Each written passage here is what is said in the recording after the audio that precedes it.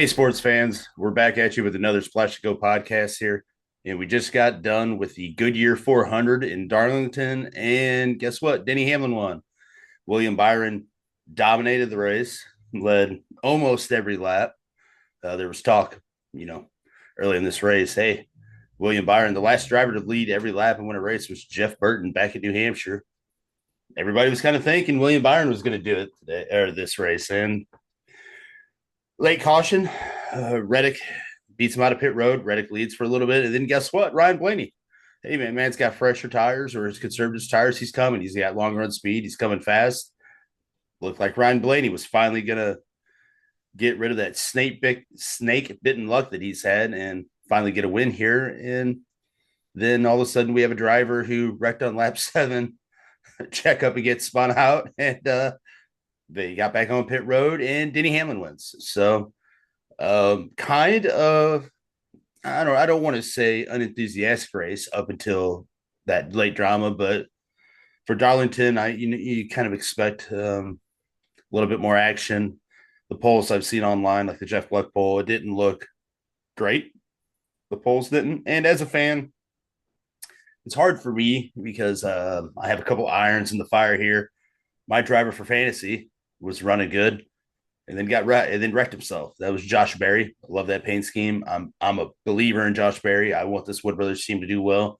Picked him in fantasy, and he wadded her up. Finished, I think, third to last place. So it's tough. What did you think of the race, Josh?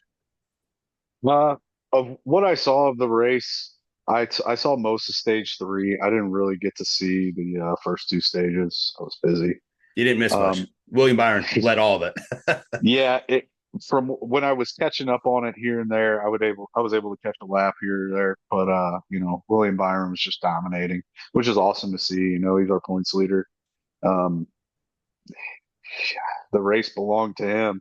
He dominated. I would say that's just clear domination. You know, I did see the initial Larson wreck at lap 7. That was a shame. The paint scheme was looking good. Oh yeah, I, you and I talked about this earlier this week, why he went back out on track after that at 160 something laps down. I said, I was talking to you about, was it sponsorship obligations, which doesn't make sense because he's a Hendricks sponsored car. They have 3 other cars on track. Did they want to push the paint scheme for Darlington? And you made a good point that, he was 1 point shy of being our, regular season champion last season, because he missed. And, he wanted to get those points. And, obviously Reddick later on in the race, later in stage 3, they pretty much changed the outcome of the entire race, kind of took it away from Blaney. Reddick checked up, or no, Reddick touched the wall. Larson checked up shortly after passing Bubba Wallace. I looked at the S&T data. He checked up hard. He didn't just lift. He got heavy into the brakes, and Bubba couldn't get around him. And it was what it was. I see a lot of talk about controversy because Bubba Wallace and Kyle Larson have a history together. You know, um, you could tell that Bubba lifted, but he couldn't get on the brakes fast enough. I think he was hoping to get up on the wall and get around him, and he ended up spinning Larson. To me, it didn't look intentional. It's just one of those things, and it's a shame to see, like you said, snake bitten Ryan Blaney get it it's taken from him crazy. again. But I mean, if I'm Joe Gibbs, I'm waving my money around and praying to God, thanking him. His team's got 5 wins so far this season. Looking good. This is kind of, I bet he wish he had this start to the season last year, Oh you yeah, know.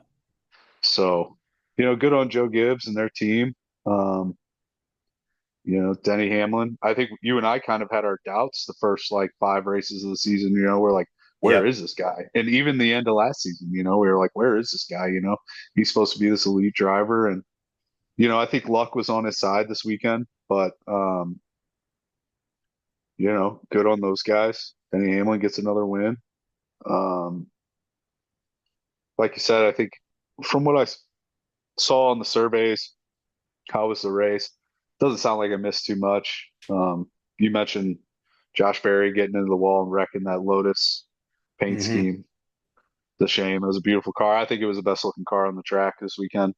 And you and I talked about Josh Berry last weekend and how we think he, is leveling up, stuff like that.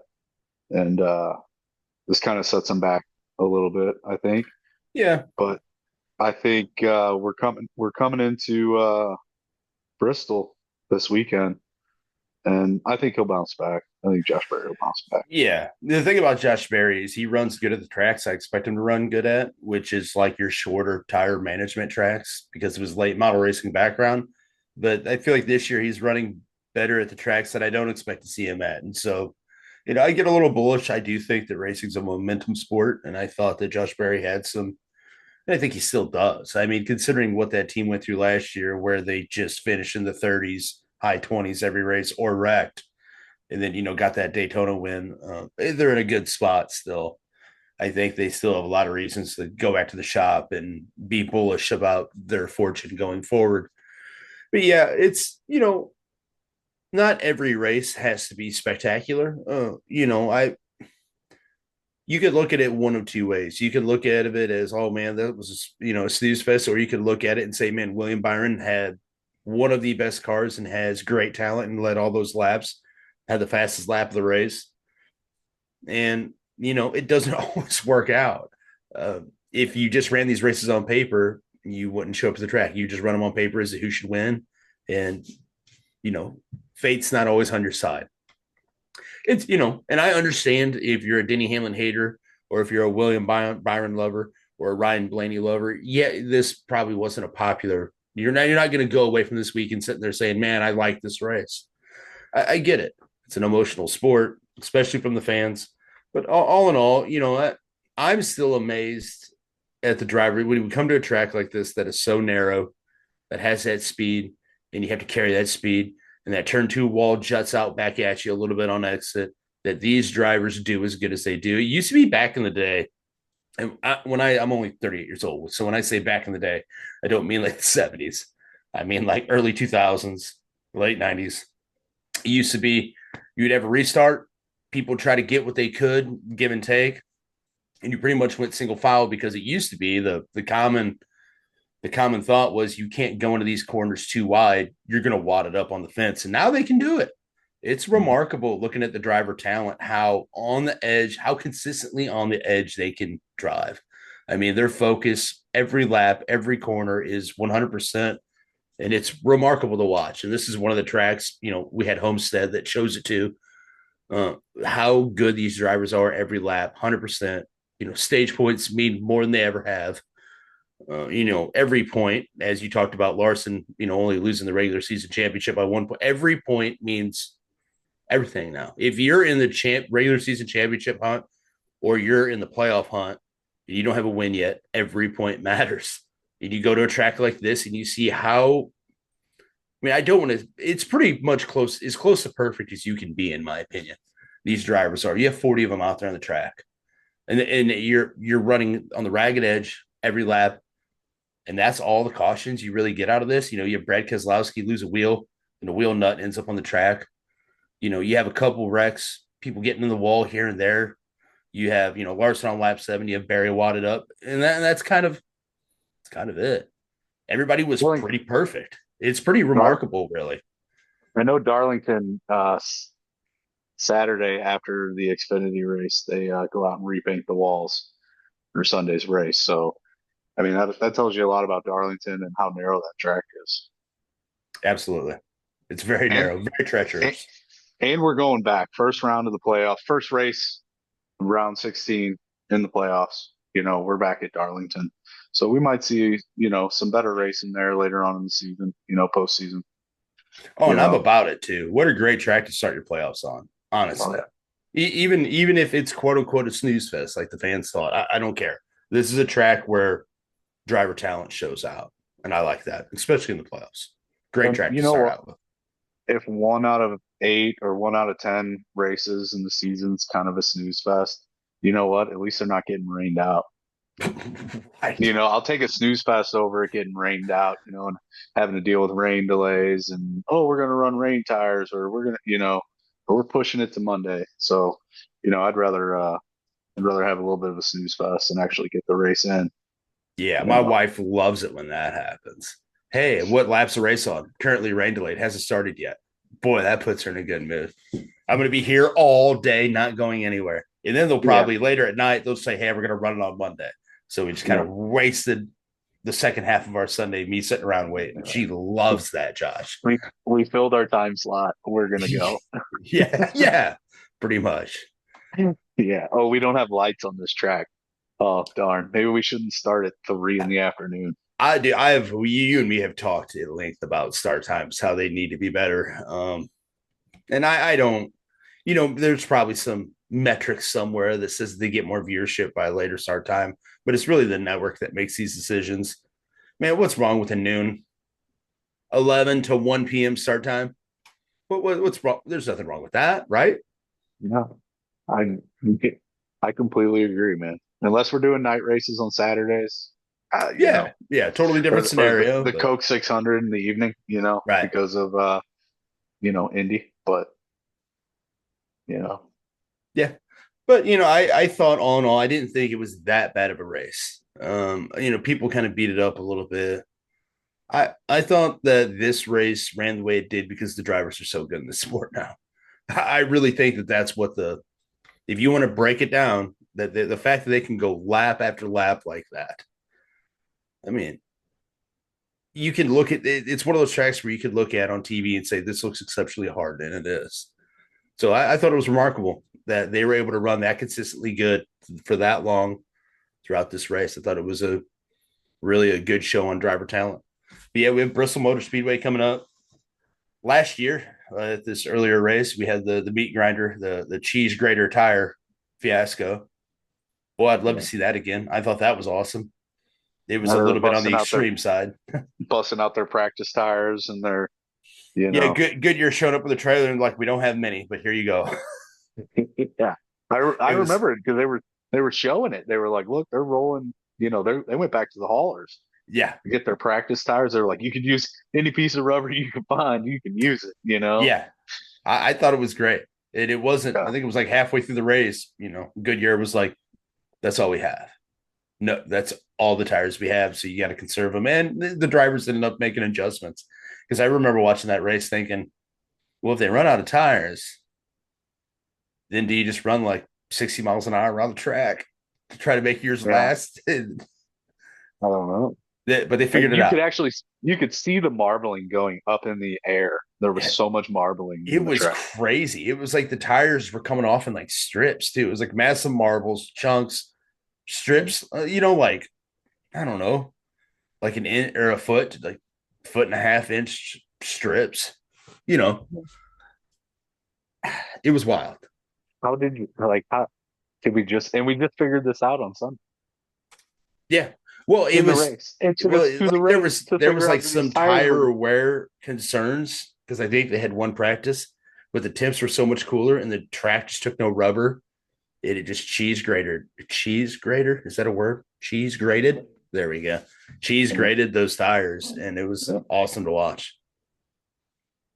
yeah, But it definitely changed some strategies for that race. So I guess we'll see what happens this weekend. Huh? yeah, and I mean, I really there's pretty much no drama from this weekend, really, other than people trying to make drama out of the Kyle Larson, Bubba Wallace, and that another aspect of the Kyle Larson, Bubba Wallace thing. Like, do you think Bubba Wallace is going to spin out Kyle Larson? Ryan Blaney's his best friend, or so he says, and I believe him. So is he gonna be like, oh, I need to get another coach and so that my boss can get up there and try to win this race? I just don't buy into any of that, especially at a track like Darlington. I just don't buy it. I think it's silly. You can't go into the race. I don't think you could see that far into the race to make I those agree. kind of decisions, especially when there's no radio chatter about it or anything like that. Yeah, And and especially you're with going 170 miles an hour. especially how well Bubba Wallace has been running this season. Yeah, yeah. Why would he want to sacrifice that for himself? I you don't know. know what happened this weekend. Like he was running up front at the beginning of this race, and I don't know. I guess he just kind of lost track position, or maybe he lost some speed in his car. I think Bubba Wallace had some issues coming in and out of pits. Oh, I had some think pit that's what road it trouble. was. That's what I saw in the third stage. I saw a pit stop, and he went into the pits, and Yeah. like I want to say he was in the top 10, and he came out in like 22nd place. I think he got back up to like 17th place, and then he was my fantasy driver this weekend just Oh because yeah, he he's been was. driving Yeah. so well. Yeah. He got me some 21st. points. Yeah, and he got me some points. And Yeah. that he either shows up at the end of the race or he's there for the first two stages and then he fades out. Yeah. He So started fifth. Finished 21st. Yeah, he got you some points. yeah, he got me He like did 25 okay points. considering where he finished. And that's another thing that was weird about Larson. Like, why are you even passing Bubba in the first place? There's that many laps left of the race. I can't imagine he's in the running to gain on anybody. Let's see, 37th. I guess Josh Berry. Yeah, I don't think he's really in a position to gain anybody. So why are you even around those guys? Get if you can see the leaders, you're too close. At that point is kind of the way that I look Yeah. at it. But yeah, you're right. It's a shame because I was a huge Taylor Labonte fan back in the day, back in my day, and he got his last win at Darlington in '03 in that scheme, which I loved. The old Tony the Tiger Frosted Flakes scheme was a good one. So, but yeah, Chase Elliott made some comments about how he didn't think that like the throwback weekend was as legitimate as it used to be, and how we're eventually going to get to a point where we're throwing back our paint schemes. And I think there's enough history in the sport that's not really true. Not yet. I think it brings something cool to the track. It's not like we do it every 3 weekends or something. We do it once a year. It's good for marketing. It's good for merch sales. It's good for diecast sales. I think it's Yeah, I cool. mean, I was online all like coming into the weekend and looking at, looking for some of this throwback merch. Obviously I'm a fan of hats and I'm looking for this stuff. I think last year there was a little bit more creativity. I think Kyle Larson and Josh Berry kind of stole the show Yeah. this weekend with their throwbacks. There really wasn't much else out on the track that I saw that I was just like, oh yeah, well, that I was super impressed with. Whereas last season, I feel like most of the field had some pretty cool cars. Yeah. Yep. And I know a lot of people liked William Byron's, Jeff Gordon Silver, DuPont throwback or Exalta, but I'm still like the Rainbow Warrior paint schemes. Silver Jeff Gordon card just doesn't do it for me. I like the. Was that paint scheme from when he won his last Daytona, or was I that think that his paint. last championship year? No, that paint scheme was when he won. I think at Homestead, but it wasn't. He wasn't in the championship. He just won that race. Like I think he ran that scheme a couple times that year. I want to say it was like 2014 ish, somewhere around there. It might have been like Gordon's last win or something like that. His last win was in the maroon Exalta, I think, or whatever his sponsor was, that maroon car at Martinsville. Um, because I remember that one. He won at Martinsville's it was there weren't many races left, and it was awesome. But he won a race at Homestead in that silver Exalta paint scheme. It's a clean paint scheme. It's just when I think of Jeff Gordon, I don't think it's silver. I think of all the colors in the rainbow. Rainbow. Yeah. Yeah. The So, DuPont. yep. Yeah. But I mean, it's still a good looking race car. And then I thought it was pretty cool. Chase Ryan Blaney throwing back to his dad's paint scheme, I thought was kind of cool. Yeah. And that's the thing. Like, you won't ever run out of paint schemes because you can always throw it back to your youth. I mean, almost everybody in this sport at some time probably raced, at least from a crew chief and driver standpoint.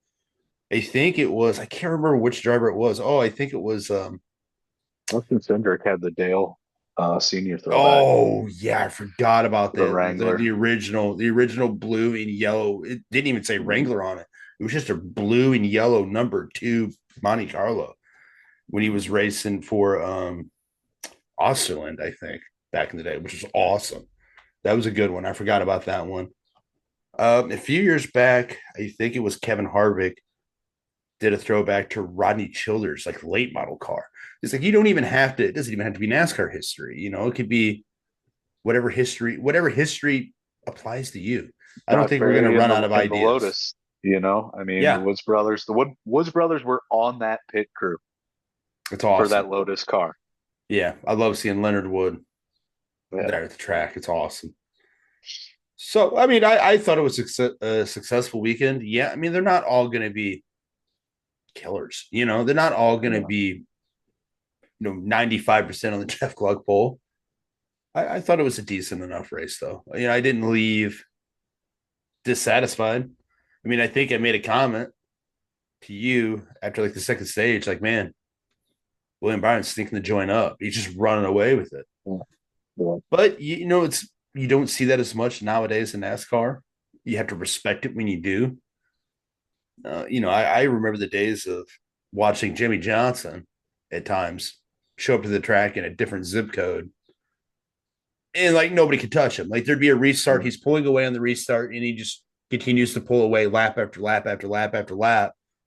And the only race that counted at that point was who's going to be in the top 35 in points, ownership points, so that they don't have to race their way in the next weekend. And that's about it. Mhm. I mean, that happened a lot in the 2000s. Jimmy Johnson and Jack House would show up with insane speed. Now, they may not lead every lap. I mean, matter of fact, they didn't, because the last person to do it was Jeff Burton back in 2000, I think. Maybe, no, it was late 90s. I think it was 2000. I think it was when Adam Petty and Kenny Irwin had died at New Hampshire. They put restrictor plates on the cars at New Hampshire, believe it or not. Nobody could pass anybody. And Jeff Burton, I think, won the pole and led every lap and won that race. So yeah, 2000 is the last time. But still, I remember growing up watching drivers just completely stink the place up and put on clinics. You used to get more of it years ago, where it was Yeah. just kind of a boring race, Yep. and Yeah. So I mean, I have no problems with it. I thought Darlington was a fine race, but we're moving on to Bristol, as you said, the Food City 500. That's going to be on Sunday, April 13th, and that's going to be on FS1 again. This track, I really like. I've seen some bad races here, mainly after they had done the whatever they call it, the progressive banking. But then they ground that top layer up there to give it more grip, and now it's kind of a single groove track ish on the top there. Safe to say, I guess this is our best short track, probably. I yeah. mean, I don't Yeah. know how you say otherwise, I mean, but I really enjoy Martinsville. I do too. I love That's Martinsville. me. I mean, Martinsville's my favorite track, probably, but it just with this car it just doesn't mesh well. And they still got to work on it. But I do agree with you. In this car, I guess I should say, in the next gen car, I would say Bristol's probably our best short track from an action standpoint, which is upsetting. But well, I mean, I like Bristol fine, but I also like Martinsville. I also like Richmond. There's these other tracks that I like as well that I wish would show up a little bit more we in this car. and we've But got North Wilkesboro back on the roster too. So yeah, and I don't know. I just don't know. There's a lot of question marks there. I don't know how good North Wilkesboro is going to be until that track, because they repaved that track, right? They repaved all of it. yeah. I don't know how good that track's going to be until it gets a little bit of character and gets a little bit of wear on it. I mean, it's unfortunately what happens is you'll repave a track, and that track has a tendency to suck for a while. Not always, but generally speaking, until that track gains some character, loses a little bit of grip, it just kind of sucks. Too much grip's not a good thing, generally speaking. But we'll see how that one pulls out. Maybe we can have a great all-star race there, and maybe North Wilkesboro can get our date for a regular points paying race. That would be awesome. Yeah. It'd be cool. Like that would be a cool place to do a throwback weekend at. I definitely. I mean, I'm not saying they would do that, but it's an idea you could throw around. You know, uh, there's a lot of history at that track, though. So, and there's a lot of history at Bristol, obviously. But I mean, I'm sitting here, if I'm looking for favorites, I mean, I don't know how do you move away from Denny Hamlin at this point? The dude's got he had the speed at Martinsville, and he had the golden horseshoe at Darlington, and you have to have both. You can't make it just on skill alone. You have to have luck, and people can talk all the smack they want, but you have to be running up front to have things go your way sometimes. Denny Hamlin was running up front. I'm not saying he had the fastest car, but he was running up front. If you run up front, sometimes good things happen, and it happened. So if Well, I'm going to Bristol, man, Denny Hamlin's a pretty good pick. He won the spring race last year during the meat grinder tire event festival, whatever the hell they're having, the tire recycling plant that Bristol turned Yeah. into. Um, he won that event. So, I mean, Denny Hamlin seems to be a pretty safe pick this weekend, don't you think? Yeah, I agree with you. I'll have a stroke if JGR gets another three in a row. But uh, yeah, I mean, he always does well at Bristol. He really has in this next gen car. I'd say he's a pretty safe bet. Yeah. And I know that we kind of talked about last weekend how Toyota drivers have an uphill battle. I just want to let our viewers know, like, I have no ill will towards Joe Gibbs himself at all. I think the dude's been through a lot. You know, he's lost two sons. I can't imagine that. I can't imagine outliving two of my children. That would be just catastrophic.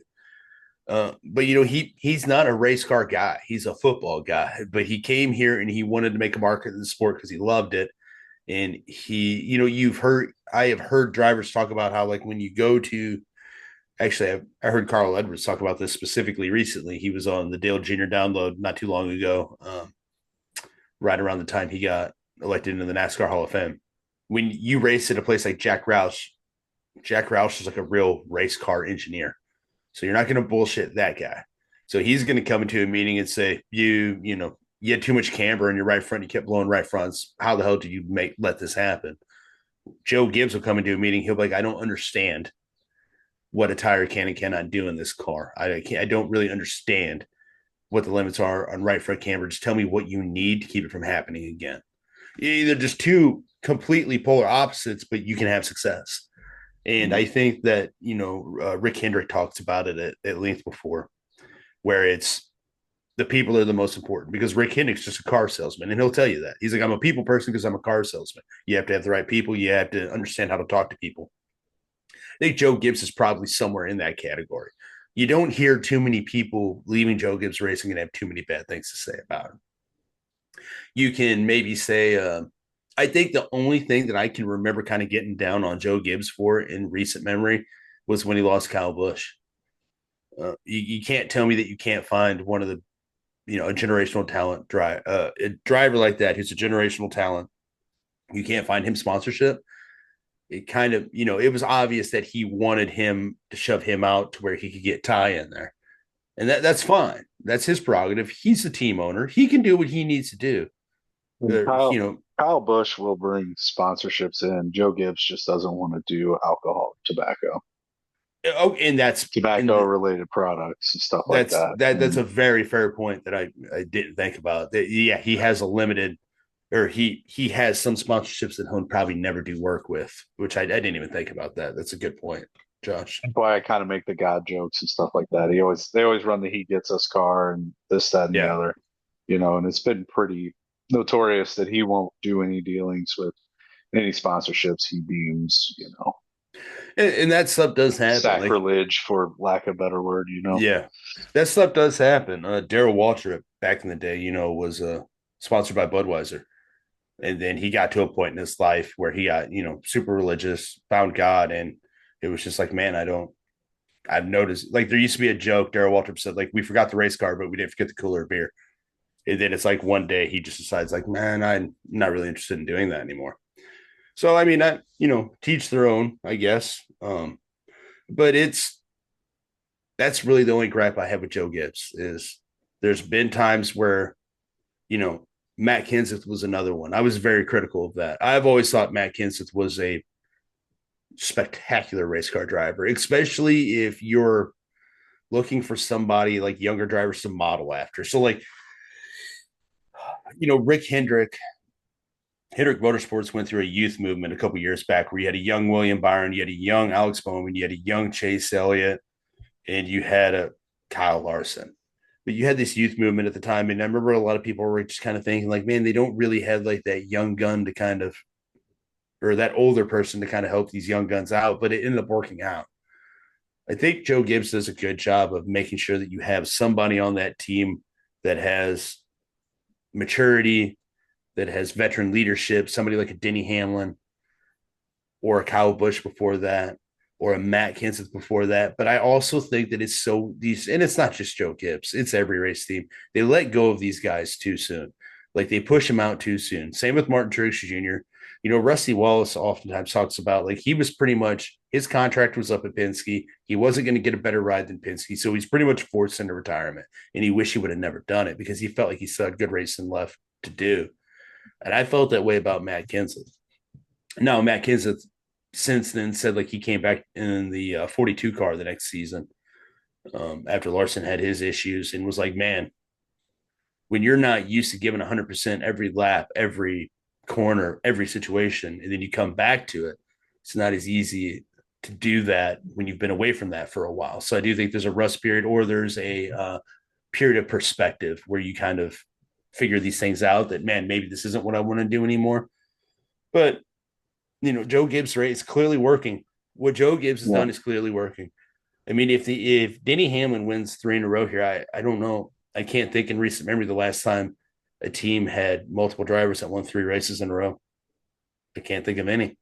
I'm sure it's happened Dominated the somewhere eventually, but dominated the start of a season like this. yeah, yeah, and not just one driver. I mean, Yeah. they're showing up, and then let's not forget. I mean, I know this isn't necessarily Joe Gibbs Racing, Joe Gibbs Racing affiliate. Let's not forget that Bubba Wallace is still showing up every weekend with speed. The Toyotas look good. They look really It's good. fair to say that Bubba Wallace is probably having one of his best seasons Oh yeah, with his oh yeah. consistency. I I notice know him every weekend. he has two. I know he has two Cup Series wins under his belt, but it wasn't last year. It wasn't was it the year before? Yeah, Yeah, he got a win. But I mean, he's been on a dry streak, and he looks like he's about to break it. He's in eighth place right now. I mean, if we went to playoffs right now, he's locked in. yeah. I mean, You know what's crazy is I've noticed him more than I have his teammate Tyler Reddick. I wouldn't have that wouldn't have been on my bingo card that's because you at can't the see start of the Tyler season. Reddick over the roof of the car, but Yeah, that's when he's true. standing That's true. when he's standing on the other side. Just for our viewers at home, this is coming from two very, very, very tall individuals talking right now. I'm a whopping Yeah. 5'8", and I think Josh is a whopping 5'9", 5'10". So if Yeah. we're making short jokes, it's pretty bad. I'm towering over Tyler Reddick. He's Yeah. every bit of 5'4". Dude, him standing next to Michael Jordan is the most awkward picture in the world. Yeah, Oh, I saw another oh, one who Carson Hostvar. You know, the dude's like 9.5 foot. You know, 9.5 foot tall. And I can't remember. I think it was like Zane Smith was standing next to him, and he's like got his elbow. And he's like leaning on his head. He's just so massive of human. And yeah, Michael Jordan. Yeah, you got the juxtaposition of Michael Jordan. Dude can dunk from like the free throw line, and then you have like yeah, you have him showing up there. You have Tyler Reddick being like, "Hey guys, you guys want dude, to shoot some hoops after the race?" and the red hair does him no favors either. Poor guy. Yeah, poor But guy. It's okay. every time I've seen him get out of the car so far this season, man, he just does not look happy. He looks frustrated. I don't know what he's dealing with. He's hard on I don't. himself.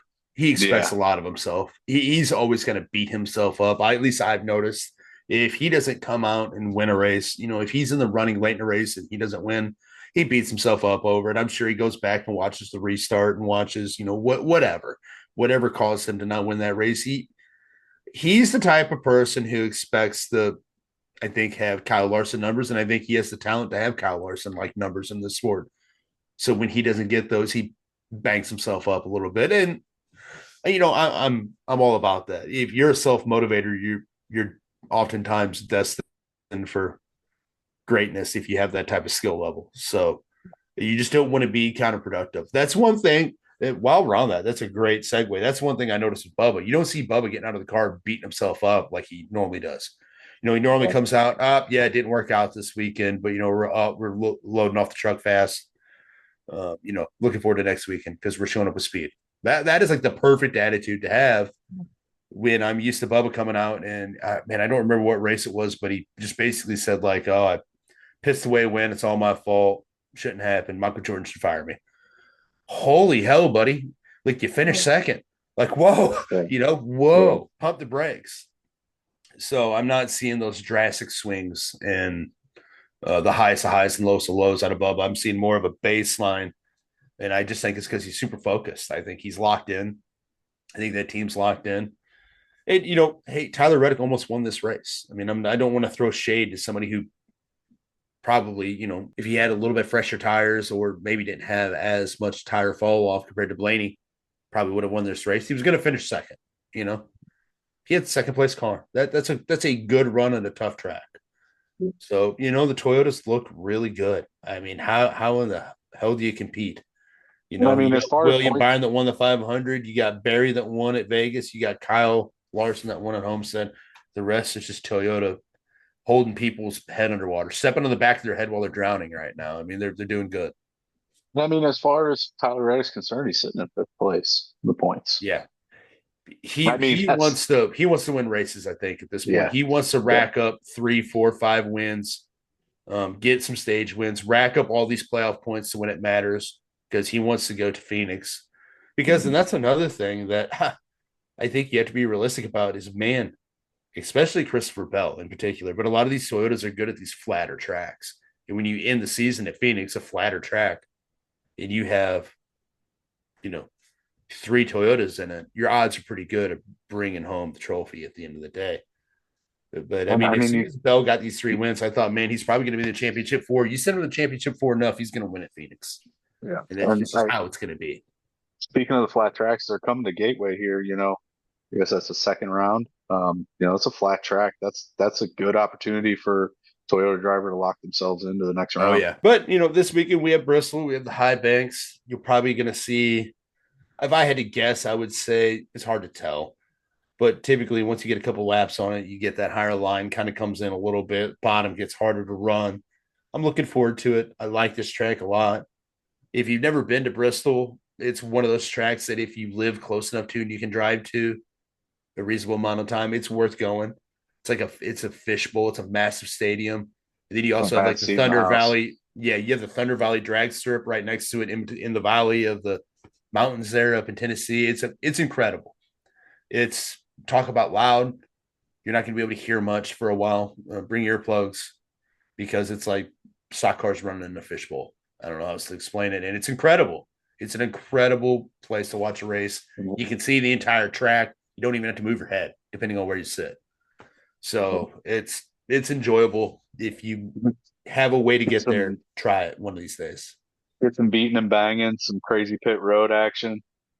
The pit road there is pretty crazy. You know, Yeah, you hopefully got the the front Xfinity, stretch, back stretch section of pit yeah, road. Yeah, it's very interesting. hopefully the Xfinity boys don't make a fool of themselves this Saturday. Yeah, I wouldn't But hold my breath at mm, this point. yeah, Yeah, I agree. And too fast exiting, I don't really have much because we didn't have much this weekend. Man, it's a damn shame that you have that beautiful paint scheme and lap 7. You're just like, I'm gonna go for it, and you lose it and wad it up. That sucks. And then you have another beautiful paint scheme, and you're like, oh man, I don't want to be in 5th. I want to be in 4th. I'm gonna map this. Oh, I'm in the okay. I'll wad it up. and we're done.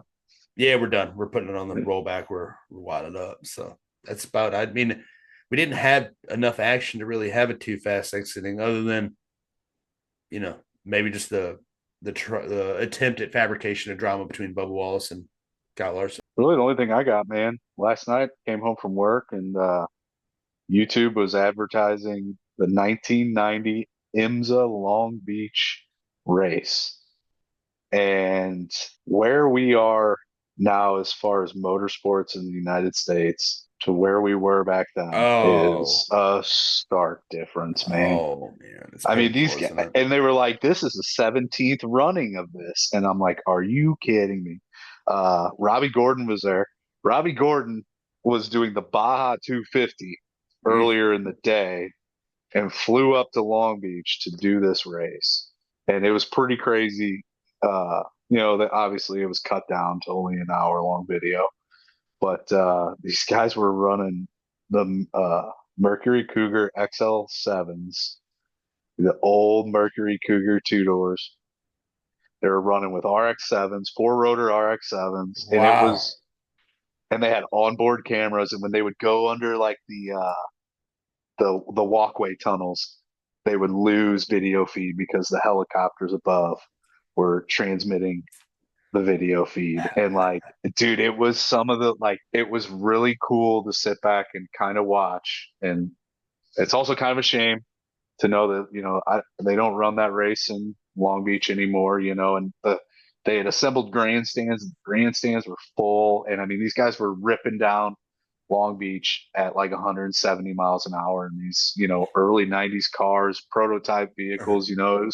It was pretty cool, man. So if you guys get a chance, man, you're on YouTube. Obviously, if you're watching this, check out some of these older races, whether it's NASCAR, IMSA, IndyCar. motorsports. Yeah, IndyCar. Motorsports used to be way different in the United States. It's kind of a shame, it used to be a big deal. Boat racing used to be huge as well. Drag So racing. yeah, drag racing. You could, It's unfortunate because like we grew up in a town where we were close to a racetrack.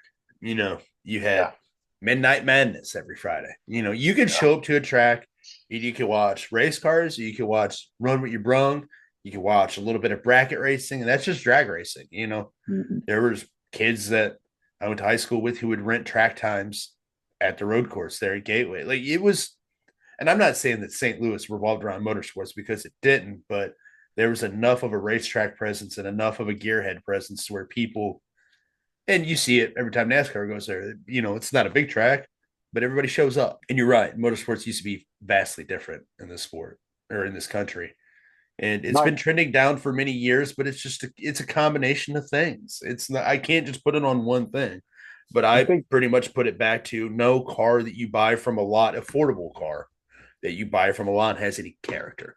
It's a platform car. It's hard to find a vehicle that has character, at least from the big three.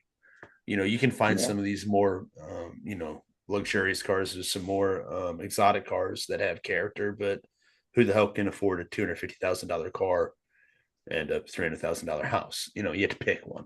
So it's I think, unfortunate. I think NASCAR is kind of like up on an upswing right now. And maybe it's just because it's, No, I think they are. I'm I so think they involved in are. it now and I'm talking about it more. But I do notice NASCAR merch here and there, whether I'm running around town or whatnot, I notice it. Notice if somebody's wearing a hat or this, that, and the other. Obviously you look at their ratings every week. The ratings, I think for every race so far this year have been up from last year and they were up from the year before. So I think it's on its upswing Yeah. right now, and it's good for the sport. My issue with the NHRA is like it's the same thing every Sunday. I try turning it on because So it's do I. always on. It's always on before NASCAR. If IndyCar's not on, I'm turning NHRA on, and I'm not watching it, man. It's on in the background. It's tough. Yeah, it's tough. It's a remarkable thing. It's a remarkable feat. It is, but It's a it's remarkable proven. feat from an engineering standpoint. It's remarkable what those cars are capable of. There's no doubt about it. And I kind of tried to follow it when Tony Stewart started running his stuff there. Tony Stewart's been super successful, and Yeah, Hendrick got involved this season. But to me, man, it's every weekend. It's did he spin? Did he blow his engine up? You know what I'm saying? Like, oh yeah. Oh, he jumped the start. Yeah. Okay. we're really Yeah. not breaking records anymore. We had to years ago they had to cut it back from 1320 feet back to 1,000 foot because guys were dying. Yep. They were going Oh, it's too incredibly fast. dangerous. Yeah. Absolutely. And you have some Um, real gangsters in that sport. You have Ron yeah. Capps, John Force. You have John Yeah. Force's daughter, Courtney Force. You Yeah. have some real OG and real tough gangster MFers in that sport. So I don't want to take anything away from them. They're amazing people. They're brave, that's for sure. But it's just tough from a viewership standpoint. Now, if you go to a track in person and you feel the percussion, like you feel that in your chest, your body.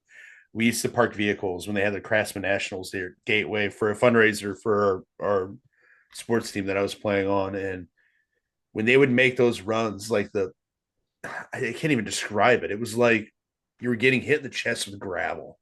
It was unbelievable what it did to the air. And it was obvious that it was a feat of human engineering. And it was awesome to go in person. But like you said, after about an hour or two, it's like, I'm ready to go. Get out of here. It's a black top. It's hot. I'm Yeah. dying. I'm ready to get the F out of here, I will basically. say, like, if you ever get a chance to go, definitely go. And if you can go inside like their tower or their building Oh behind the yeah. drag strip, and when they Oh take off yeah. and the glass is flexing in about two Yeah. inches, it's pretty neat. There's nothing really like it. But from a viewership standpoint, sitting at home, it's the same thing over and over and Yeah. over every weekend. I Yep. I, I think I think the '90s and the early 2000s it was amazing because of all the records that were being broken. We Yep. were, it was every couple of weeks a new record was being set, this, that, or the other. Yeah. And I think we've kind of gotten to a point where we the sport is plateaued. Yeah. I don't know what's next for the sport. I mean, it's a shame. It's a shame. I want to see the sport grow, and obviously, like all motorsports here in the United States, I want to see them grow. I've kind of beaten this to death with that Cletus McFarland. But I mean, he had the Freedom 500 this Friday. Noah Gregson was there. Greg Biffle Yeah. was there. These guys are all running Crown Vics around the Yeah. tracks. I really think that's helping push, circle track racing in the United States. I don't see how it could hurt, Josh. I mean, Yeah, honestly, here's the thing that, and also, people who are older have a hard time understanding this. People like us do not, our age do not. If you have somebody who pushes content that regularly on YouTube, and then not only just YouTube, but all social media, does things that everybody kind of in the back of their mind wishes that they could do, and then it has a genuine personality and gets that type of following. I mean, you see it in not just Cletus's thing, but you see that tremendously in all sorts of different avenues of sports. Like, look at the bass fishing industry. Like, if you go out and you have limited success on the bass master schedule or whatever, major league fishing, and you get enough of a following to where people know your name, quit and make a YouTube channel. You're gonna make way more money, dude. You're gonna make way more money. You're gonna reach way more people. You're gonna be able to probably sell more baits, more rods, more reels, everything, fishing line. And I don't think motorsports would be any different. If you could, because here's the thing that Cletus does is he makes it more obtainable. Look how much it costs to run a late model now in the United States. It's really. unobtainable. It is Yeah, unobtainable unless you are so passionate about your hobby and you just happen to marry a woman who understands that, hey, blowing 200K a year is okay. And I mean yeah, blowing it. yeah. Dig a And I'm not hole, even good. I'm not put the even good. 200K in the ground, light it on fire, and then realize, shit, I still need to go buy gas and tires. Yeah. And I'm dead last every Oh, yeah. weekend. And I'm getting lapped. I'm getting lapped by lap 15 every week. Yeah. Because everybody has a notebook now, the size of 3 encyclopedias. Yeah. So, yeah, the fact that Cletus shows up with Crown Vics, it makes people, it just makes it more obtainable. It makes it more relatable. It makes Yeah. it fun. And yeah, I think that is you're right. Having more of a social media, more of a YouTube presence will only help motorsports. And Cletus is clearly leading the pack, in my opinion. Not this weekend, but the following weekend, he's hosting an event at Bristol, 100 laps at Bristol with the Crown Vics. They ship them all up to Bristol It's the awesome. weekend after the NASCAR, and he's actually going to run ARCA at Bristol later on in the season. Oh, cool. So he's going to be coming back in the ARCA series. I know his pay-per-views. The official races, the pay-per-view. I think it's like $10 or something like that. A lot of times, if you go on his website and you order a piece of merch, you get a free code to watch the Oh, race. okay. Yeah, that's good information. And if you don't get to watch the race and the race is on a Friday or Saturday, usually by Monday he has an hour episode up, like covering everything, interviewing all the drivers, who won, a breakup of the laps, his burnout competition and all that stuff. I, I'm always rooting for this guy, and he's bringing light to motorsports in the United States, and I think he's doing it in a way that motorsports needs. You know what has surprised me, Josh, that there's not a single NASCAR driver that has started like a YouTube channel where for an entire season they just do like a day in the life throughout the week. Them showing up to the shop on Monday doing a race tear to break down. Do you think there's contract obligations that they're not Well, allowed to? if there are, that's bullshit, and you're hurting your sport. You know, Well, I mean, because I know of a lot of drivers that have a ton of personality that would be great. oh, dude, Alex Bowman, oh, Noah Gregson. Noah Gregson. Oh my God. Dude would be slamming He's beer claws, puking in the corner every episode. he was there. He was at the Freedom Yeah, Factory. yeah. You know, I mean, you got these are full-time cup drivers that are showing up on Friday to do this, you know. We have the personalities, man, and I don't know We why. do have the personalities, but we don't. If you could strap a No, you have one that's dude good. with a DSLR camera following these dudes around throughout the week, and people would fall in love with it. People would fall in love with it. Now I Yeah. understand that you can't give away secrets, and understand that you can't bring a DSLR camera and be like, what you doing to that motor right there? Like, oh, how does your sim work? Like, I realize you can't be giving away secrets. Seeing what these guys go through, like, let's really get to know these drivers, because all they do is put their life on the line every weekend. That's all they Yeah. do. My thing is like I don't know if there's like stuff in their contracts where they can't do certain things. Not so much the social media stuff, but like I've watched some of the behind the scenes on like that Netflix show they did, and it's like Yeah. they're following Denny And Hamlin it's around, just okay. It's just and okay. The Netflix shows are great. he's driving a Toyota 4Runner, but Yeah. Toyota gives you all this money and you pick up 4Runner. Yeah. Why are we really doing this? Like you don't have a Supra, Yeah. like Yeah. ripping 1,000 horsepower sitting in your garage. Why Yeah. Why wouldn't you? wouldn't you? Why Why wouldn't you? wouldn't you? Yeah. Like, Chevy's my main sponsorship. I'll take a ZL1 Corvette, please. Yeah. Yes, yes, yes. Now I Like, remember Junior saying he had to get rid of some of his fast cars back in the day, because when he was first a driver, like, he was getting tickets all the time. well, Junior was also a madman. I've heard many stories about him rolling S10s and stuff back Oh in the yeah, day. the So yeah, S10 was a notorious story. yeah, He got that CD to cassette Walkman converter, and yeah. he was messing with that and hit a culvert. Yeah. I know these guys. I know they got the jack because I just saw Kevin Harvick put his $10 million mansion up for sale. Like, Oh yeah. how do you not have a playground in your backyard? Oh yeah. Oh, you can spend all this money on an RV that'll tow 3 race cars for your children, and but you won't. Yeah, just get like a. What I think probably the reason is they're dudes, and you probably get to a certain point in your life where you're like, I'm gonna wrap this thing around a tree and die one of these days. You just shrug your shoulder, you Right. just go, and you just mosey on with it. So I mean, I kind of understand it from like a certain from when you have kids and stuff like that. But man, everybody's got to have like one fun vehicle, right? One vehicle where you just hop in, you're just like, no, I don't really care. I don't care if I break it or not. Let's see what Yeah. happens. Yeah. Let me see if I can no lift shift this thing. You Oh know. God, yeah. You hear grinding and say, nope, but I tried. Yeah. Yeah. Yeah, Right. check. So yeah, I would love to see more of a social media presence, a day in the life. Just follow somebody around, because then you would see how busy these guys are. You would see all the sponsor obligations. You would truly see the fan interaction, all the autographs they sign. Showing up Him, to the time in the sim rigs. You know. yeah, yeah. You have Austin Cindric show up to a discount tire warehouse and meet the Yeah. employees and sign autographs for them.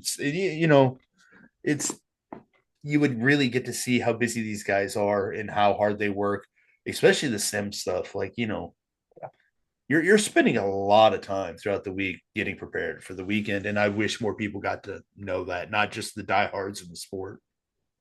Physical training as well. I've heard Kevin Harvick talk about it numerous times, like how Hendrick, like you show up on Monday and you go to your meetings and stuff like that, and then all the drivers go in with the Yep, trainer, and you never know what all right, today we're doing calisthenics, today we're yep. doing this, today we're doing that, and these are things you have to show up and do, that help them improve as drivers. So Oh I think yeah, it would be cool to kind of get like behind the scenes, and it just seems like all the social media we get from a lot of these guys is very packaged. oh yeah, oh yeah. Yeah. You've had some PR person talk your ear off about, you want to look like this, you want to say this buzzword. Somebody Don't approved say it. anything about this over here. Say something about this right here, and yeah, somebody else has approved it. It's very regimented. You don't stray from the overall message. Yeah. Now you see a little bit more personality when they stick a microphone in front of their face at the track, and that's what I want more of. Stick a microphone in these people's face when they just got done eating at a Waffle House and they're trying to find a shitter somewhere, at an airport. They're just like, oh my god, let's stick a microphone in front of their face, then, dude. Like, let's make this more. Yeah. I want to see Chase Elliott almost shit his pants in an airport. Is what I want to see. That's relatable. Dale Jr. goes to busting with the boys and talks at length for 15 minutes about how there's an art form to passing a fart around a turd when you have to shit, but you can't, and you need to buy yourself some time. Like at length, Yeah. they talked about how there's an art form to passing a fart around a turd.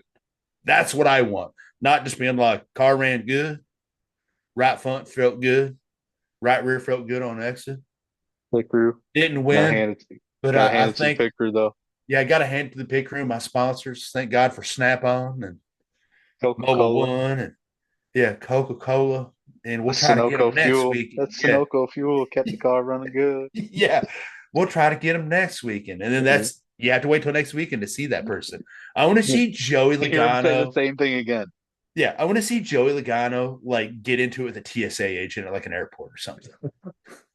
I just want something more relatable. I want to see these drivers having Larry David moments out in Yeah. public is what I want to see. But we're not just not allowed to be graced with that until they retire and they don't care anymore. Yeah. Like I literally, hope dude. I hope Kevin Harvick's I know he's getting paid. He has to be getting paid because come Saturday morning, he's all over Fox. Oh yeah, his Um, happy hour podcast. Yeah. yeah, he's got to be getting paid. But Oh yeah. man, I know there is so much more to Kevin Harvick. Um, I can just tell that there's so Oh much yeah. more to him, and you kind of Man. catch Oh glimpses yeah. of it in the Oh booth, yeah. And Back in dude, his youth, he was incredible. oh dude, the yelling matches he used to have with his pit crew and his Oh crew chief. Oh, my oh God. Oh how my many times he used to God. get fined all the He time. demanded excellence. Yeah, And when and he so, didn't get it, you were getting your ass absolutely yes, that chewed. that man's Chewed. still there. That personality's still there. Oh That yeah. He just and puts a suit. He's like Batman. He puts a mask on, but instead of putting a Dark Knight mask on, he puts a smiley face mask on. And he's and like, I have to behave you myself. can literally see it in his mannerisms when somebody Oh asks him yeah. a question, and he wants to answer that question truthfully, but he has to Yeah. tiptoe around it. And he kind of wants to Or chew their ass for asking it in the yeah, first place. Yeah. or he's like Clint, you go ahead while I think of a PG-13 answer to this. Yes. You know, Yeah. so I love Kevin Harvick, and yeah, there was an old school like 2005. They came out with I think it's called NASCAR Drivers 360. It was like a reality TV show. Kevin Harvick was hilarious.